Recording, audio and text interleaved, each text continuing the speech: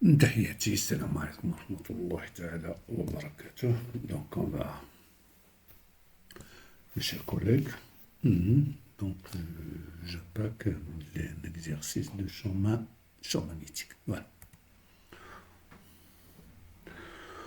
Ne passons aux choses sérieuses. Voilà. Voilà un exercice. Bon. Voilà. Alors, premièrement, je vais revenir pour vous montrer la règle de 3. D'accord. Donc, je vais vous montrer la règle de 3 comme ça. On n'aura pas de problème. Bon, regardez là. C'est la main droite, pas la gauche. D'accord. Moi, je vois, c'est ma main droite, là, voilà.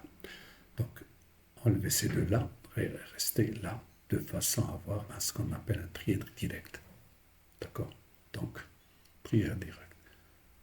Tu commences d'aller regardez, avec la gauche, je vais d'un doigt à l'autre, par exemple, là. Regardez, je vais de là à là, il me donne le troisième, vers l'avant. Je vais là, regardez, là, là. Vous voyez, là, là. Donc, comme si vous voulez, c'est que vous avez un tournevis. Tournevis, lorsqu'il tourne d'ici à là. Donc là, donc il sort. Donc il va suivant ça. Donc regardez la force de Lorentz qui est QV vectoriel B. Donc VB, F. Avec Q. Si c'est positif, donc on reste dans le direct. Sinon, il faut changer. Donc, Q, V, B, F. La Q est positive, qu'il est là. Q, il est là. Bien, V, B, F. Q est positive. Sinon, tu changes vers le bas. D'accord. Q, V, V, B, F. V, B, F. Donc, toujours. V, B, F. V, B, F avec Q positive. VB, si la charge est positive, donc elle reste toujours comme ça. Si elle est négative, elle va de l'autre côté. Okay? Alors faites attention. Si je vais mettre par exemple, regardez, ça dépend des figures. Regardez, si j'ai V, regardez, V vers la gauche, V, B vers moi. J'ai dit en avant. Si Q est positif, F. Donc donc la force sera vers le haut, sinon elle sera vers le bas. Alors maintenant, venons là, comme ça. D'accord, regardez. V, B vers l'arrière. VB, regardez, c'est positif. F vers là haut, sinon vers le bas, c'est-à-dire la déviation vers le haut ou vers le bas. Faites attention, ça c'est un problème. Donc, allez. D'accord, donc passons à l'exercice. Donc l'exercice, qu'est-ce qu'il dit?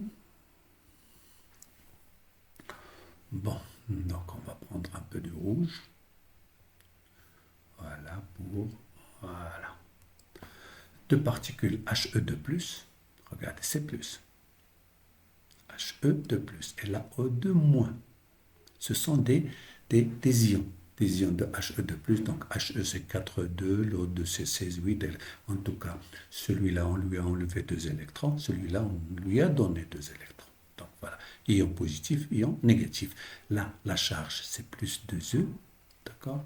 Là, c'est moins 2E. Regardez, la Q, elle est négative. La Q, elle est positive. Faites attention, voilà. On a un ensemble introduit, on a un point A. Là, c'est là où ça entre. Ça, c'est la chambre d'ionisation. La chambre d'ionisation, accélération. Donc, les ions, ils vont entrer avec une vitesse V. Voilà. Avec la même vitesse initiale V, dans un espace où règne un champ magnétique uniforme B. Regardez B, maintenant, c'est vers le... Donc, regardez, V vers le haut, B vers l'arrière. Donc, F, pour le positif, c'est à gauche. Pour le négatif, c'est à droite. D'accord. Donc, dans un champ règne un champ magnétique uniforme B perpendiculaire au vecteur V. c'est-à-dire vers l'arrière. On considère que les deux particules H2 plus et O2- ne sont soumises qu'à la force de Lorentz, c'est-à-dire Q V vectoriel B. D'accord? La masse de He2 plus c'est M, c'est 6,17 donnée. La figure représente l'enregistrement de deux trajectoires. Bien sûr, on a deux ions, He2 plus O2- dans le champ magnétique B. Donc regardez là, VBF. Pour la charge positive, c'est-à-dire He2+, donc je fais V dans le plan, B vers l'arrière, donc automatiquement F à gauche. Donc là, c'est la charge positive, ça c'est He2+. Pour la VBF, avec un moins, ça change, donc là, j'ai O2-. Donc, identifier la trajectoire à chaque particule. Sa trajectoire pour O2-, et là pour He2+. Voilà. On a déjà fait la passant O2. Voilà. Deuxièmement, en appliquant la deuxième loi de Newton dans un référentiel galiléen, montrer que le mouvement de l'ion He2+, celui-là, de He2+, est uniforme, que le mouvement est uniforme et de trajectoire circulaire de rayons. Donc maintenant, il faut démontrer deux choses. Le mouvement circulaire, d'accord, et le mouvement, voilà, et la trajectoire et le rayon. En appliquant deuxième loi de Newton, donc deuxième loi, qu'est-ce qu'il dit? F égale à MA. D'accord? Donc, puisque là, c'est la force, elle est de ce côté-là, bien, on peut prendre une autre couleur. Voilà, qu'est-ce que je vais prendre? Le bleu. Donc, par exemple, je vais prendre ici un point M. Donc là, vous avez un U, d'accord? Et là, vous avez N. Freiner. Donc, freiner. Freiner, c'est M-U-N. D'accord? Donc, voilà, M-U-N. La force, c'est normal, elle est comme ça. Voilà la force, tolérance. Voilà la force. Et là, il y en a une accélération, LAT et AN. Donc là, c'est MAT plus MAN. Je pense que c'est clair. F égale, F est les suivants, QV vectoriel B. D'accord? Donc, faites attention. Donc, F, quelle que soit la force, elle est vers le centre, elle est dirigée vers N. Donc, F égale à E, puisque c'est He2+, c'est 2E, Q, V vectoriel B, d'accord, qui est égal à 2E, E, V vectoriel B. Donc, F égale 2E, V, d'accord, B, suivant N. Donc, qui est égal M AT, c'est D de V sur DT suivant U, plus MV carré sur R de He2+, suivant N. Qu'est-ce qu'elle va me donner de là? Là, suivant U égale à 0, ce qui donne dV sur dt égale à 0, ce qui donne V est une constante, c'est-à-dire mouvement uniforme. D'accord? Alors, faites attention. Maintenant, la deuxième, celle-là, elle est égale à celle-là. Donc, 2E, EVB égale à MV carré sur RE, sur RHE de plus. Ce qui me donne que ce rayon égal, RHE de plus égal mv carré sur mv carré sur 2 EVB, ce qui donne RHE de plus égale, il y en a ce V qui va partir, égal à MV sur 2EB. M, c'est de HE de plus, c'est normal. Fois V sur 2EB. Voilà. Donc là, que ça dit R est une constante. Vous voyez, M constante, V constante, etc. Donc cet instant, trajectoire, donc cercle.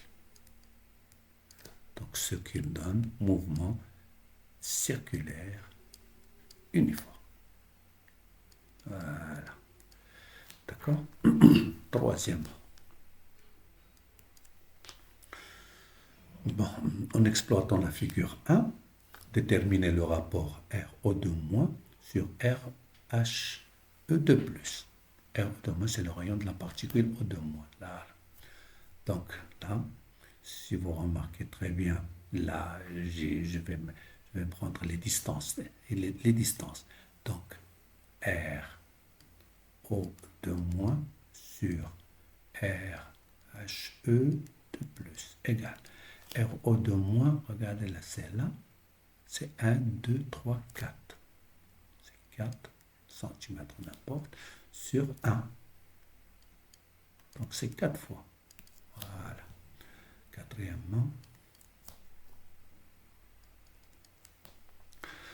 Quatrièmement, montrer que la masse de la particule O2-, M de O2- égale à ça.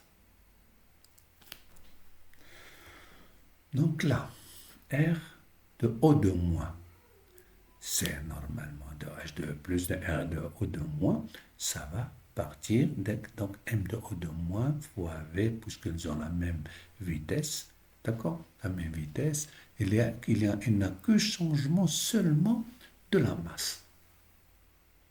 D'accord? Faites attention. Donc là, j'ai l'autre c'est 2 plus, et là c'est 2 moins, donc il n'y a pas de problème. Donc vous avez le 2. Le 2, il n'y a pas de problème, c'est en valeur absolue. Donc, M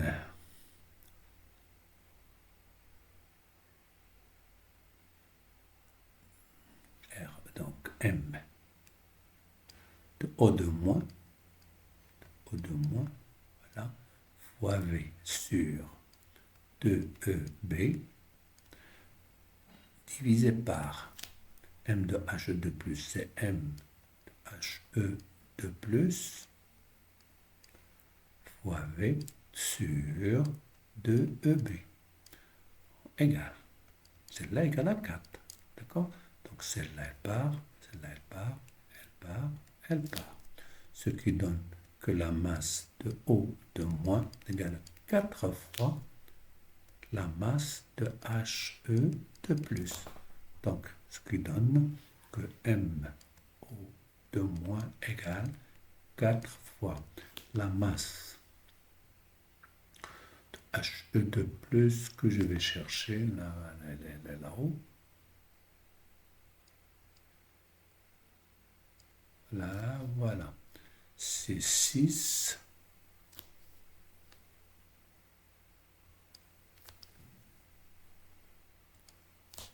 Quatre fois 6,68 fois 10 moins 27 égale 4 fois 8, 32. 4 fois 6, 24. 27, 2, 26, c'est 26.